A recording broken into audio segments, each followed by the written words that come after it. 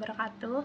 Halo warga Belajar Bina Harapan Bangsa, berjumpa lagi dengan saya Ibu Adinda. Kali ini di kelas Bahasa Indonesia. Bagaimana kabar kalian? Saya harap kalian selalu dalam keadaan sehat dan tetap semangat untuk mengikuti pembelajaran dari awal sampai akhir. Untuk kelas 10, kita masih membahas bab 1, yaitu teks laporan hasil observasi.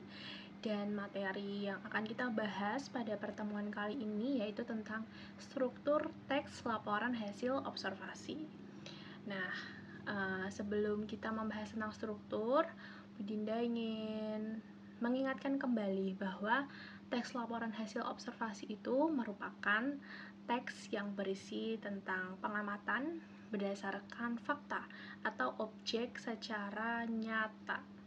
Jadi kalian itu kalau melakukan observasi atau pengamatan itu tidak boleh mereka-reka atau mengada-ada. Jadi informasi yang kamu dapatkan itu harus sesuai dengan apa yang kamu lihat, apa yang kamu dengar, apa yang kamu cium, apa yang kamu rasakan. Jadi harus sesuai dengan fakta atau objektif. Nah, kemudian struktur dari teks laporan hasil observasi itu ada 3. Yang pertama ada pernyataan umum. Pernyataan umum di sini mengandung keterangan umum mengenai subjek atau objek yang sedang kamu amati. Pernyataan umum itu mengandung informasi yang umum seperti nama latinnya, kemudian kelasnya, kemudian asal-usulnya, informasi, terus ada informasi tambahan yang harus dilaporkan. Kemudian yang kedua yaitu deskripsi bagian. Nah, di deskripsi bagian ini itu mengandung rincian atau hal-hal yang akan dilaporkan. Jika objek yang kamu observasi itu berupa binatang, berarti nanti deskripsi bagiannya itu bisa berupa ciri fisik, kemudian makanannya apa, habitatnya di mana, terus perilaku hewannya itu bagaimana, dan lain sebagainya.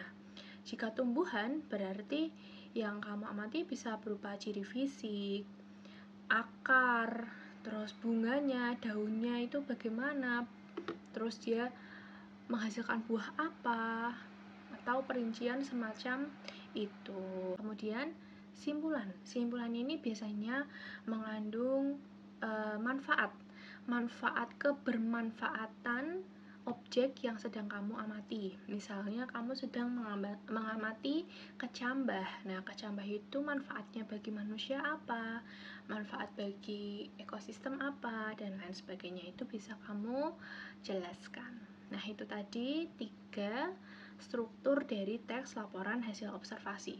Kemudian, tugas yang harus dikerjakan kelas 10 Bahasa Indonesia yaitu silahkan kalian mencari teks belalang anggrek.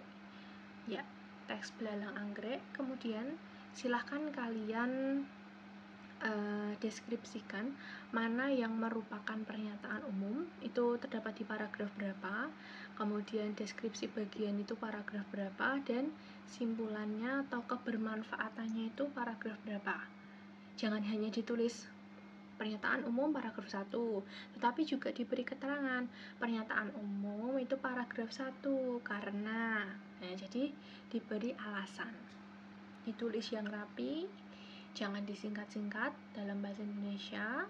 Kemudian difoto yang rapi, yang jelas supaya bisa terbaca, dan kemudian dikirimkan melalui Google Classroom.